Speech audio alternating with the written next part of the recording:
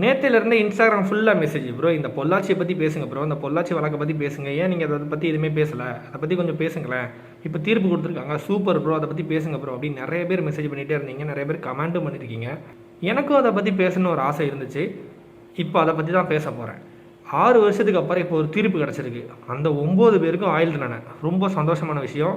ஆனால் இதுவே லேட்டான தீர்ப்பு தான். பட் ஆனால் எனக்கு இந்த தீர்ப்பில் அவ்வளோ திருப்தி கிடையாது. அந்த 9 பேரை நடுரோட்டில் விட்டு வெட்டினாங்கன்னா ஓகே, சந்தோஷம், ரொம்ப சந்தோஷப்படுவேன். ஆனால் இந்த கேஸோட முழு டீட்டெயிலையும் பார்த்துடலாமா? ஒரு பண்ணை வீடு, அதாவது சுற்றி தோப்பு, நடுவில் ஒரு வீடு. இந்த வீட்டில் எக்கச்சக்கமான ரூம்ஸ் உண்டு. சரியா? ஒரு 4 பேர் தான் முதல்ல இந்த கேஸில் மாட்டியிருக்காங்க. இவங்களோட வேலை என்ன தெரியுமா? காலேஜ் படிக்கிற இளம் வயசு பொண்ணுங்க இவங்களை லவ்ங்கிற பேரில் ஏமாற்றி அங்கே கூப்பிட்டு வரது. சரியா? அங்கே கூப்பிட்டு வந்ததுக்கு அப்புறம் தான் அந்த பொண்ணுங்களுக்கே தெரியும் அங்கே நிறைய பேர் இருக்காங்கன்னு சொல்லி. நமக்கு தான் பொண்ணுங்களை பற்றி தெரியுமே. ஒருத்தன் ஆசையாவோ அக்கறையாவோ பேசினா அவனை தான் முழுசாக நம்பிக்கிட்டு பின்னாடி போவாங்க. அந்த மாதிரி சில பொண்ணுங்களும் நம்பி போயிருக்காங்க. போன இடத்துல அங்கே ஒளிஞ்சிருந்த எல்லாருமே சேர்ந்து அவனுங்களால் எவ்வளோ கொடூரமாக பண்ண முடியுமோ அவ்வளோ கொடூரம் பண்ணியிருக்கானுங்க. ஒருத்தனை நம்பி அந்த பொண்ணு ஒரு விஷயத்துக்காக போணுச்சு. அது என்ன விஷயம் அப்படிங்கிறது உங்களுக்கும் தெரியும், எனக்கும் தெரியும். ஆனால் அந்த பொண்ணுக்கு அதே விஷயம் கொடூரமான வேதனையோடு கிடச்சிருக்கு. நல்லா தெரிஞ்சுக்கோங்க, எந்த விஷயத்துக்கு எச்சத்தனமாக ஆசைப்பட்டு போகிறீங்களோ அந்த விஷயத்து மூலமாகவே உங்களுக்கான தண்டனை கிடைக்கும். அது எனக்கு இதிலேருந்தே நல்லா தெரிஞ்சு போச்சு. ஆனால் நம்பி வந்த பொண்ணை இவ்வளோ கொடூரமாக நாசம் பண்ணதுக்கு இவனுங்களே சும்மா விடக்கூடாது. ஒரு பொண்ணு 2 பொண்ணுலாம் கிடையாது. இவனுங்க ஏகப்பட்ட பொண்ணை இந்த மாதிரி பண்ணி வச்சுருக்கானுங்க. அது மட்டும் இல்லை, நிறைய வீடியோஸும் எடுத்து வச்சுருக்கானுங்க.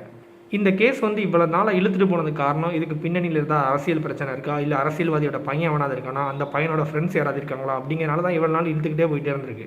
இப்போது அந்த ரூம்ஸை பற்றி பேசுவோமா? ஃபுல் அண்ட் ஃபுல் சவுண்டே வெளியே போகாத அளவுக்கு எல்லாமே பர்ஃபெக்டாக ரெடி பண்ணி வச்சுருக்கானுங்க. ஏன்னா ஒரு பொண்ணை கூப்பிட்டு அங்கே வச்சு கொடுமைப்படுத்துகிறோன்னா அந்த சவுண்டே வெளியே போகக்கூடாதுங்கிற அளவுக்கு எல்லாத்தையும் ரெடி பண்ணி வச்சுருக்கானுங்க. ஃபுல்லாக பக்காவாக செட்டப்.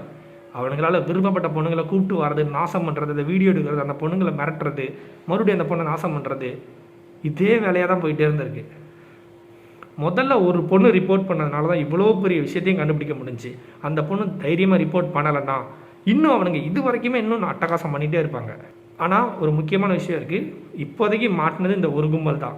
இன்னும் எத்தனை கும்பல் இந்த மாதிரி பண்ணிக்கிட்டு இருக்கோ, எத்தனை பொண்ணுங்க இந்த மாதிரி கும்பலை நம்பி ஏமாந்துட்டு இருக்கோம் இன்னும் தெரியல நமக்கு. இந்த மாதிரியான சில சம்பவங்கள்லாம் அறவே குறையணும்னா ஒரே வழி இருக்குது. அது பொண்ணுங்க கையில் மட்டும்தான். என் ஃப்ரெண்டு அவன் வசதியானவன், அவனை கைக்குள்ளே போட்டுக்கிட்டா நம்ம நல்லா செலவு பண்ணலாம் அப்படின்னு சொல்லிட்டு அவன் பின்னாடி சுற்றுனீங்கன்னா அவனுக்கு பின்னாடி ஒரு பெரிய நெட்வொர்க்கே வச்சுருப்பான். உங்களை கூட்டு போய் சீரழிச்சிருவானுங்க. நான் இந்த வீடியோவை ஸ்டார்டிங்லேயே பேசாததுக்கு காரணம், எனக்கு அந்த பொண்ணுங்க மேலேயுமே கோவம் இருந்துச்சு. ஒருத்தன் ஆசை வார்த்தை காட்டி கூப்பிட்றான்னா அந்த மாதிரியான ஒரு காட்டுக்குள்ளே இருக்க வீட்டுக்கு போக வேண்டிய அவசியமே இல்லை.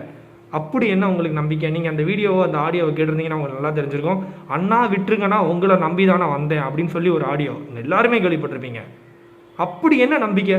பெத்த அப்பா அம்மா மேலே இல்லாத நம்பிக்கை, கூட பிறந்த அண்ணன் தம்பி மேலே இல்லாத நம்பிக்கை, எவனோ ஒருத்தர் நம்பி அந்த காட்டுக்குள்ளே போகிற அளவுக்கு உங்களுக்கு அப்படி என்ன நம்பிக்கை? அப்படி நம்பி நீங்கள் போனதுக்கான தண்டனை உங்களுக்கு கிடச்சிடுச்சா? எனக்கு அந்த 9 பேர் மேலே எவ்வளவு கோபம் இருக்கோ அதை விட ஒரு படி கோபம் உங்கள் மேலேயும் இருக்குது. பாதிக்கப்பட்ட பொண்ணுங்க உங்கள் மேலேயும் இருக்குது. பொம்பளை பிள்ளைய பெற்ற எல்லாருக்கிட்டையும் ஒன்று சொல்கிறேன், என் பொண்ணு மெச்சூரிட்டி, என் பொண்ணு புத்திசாலி, எங்கே போனாலும் தப்பிச்சிருவா அப்படின்னு நினச்சிங்கன்னா நீங்கள் தான் தற்குறி. ஏன் வச்சுக்கோங்க. ஏன்னா எல்லா பொண்ணுங்களும் நான் புத்திசாலிங்கிற பேரில் அடி முட்டால தான் இருக்காளுங்க. ஈஸியாக கெட்டவங்கிட்ட ஏமாந்துருந்தாளுங்க.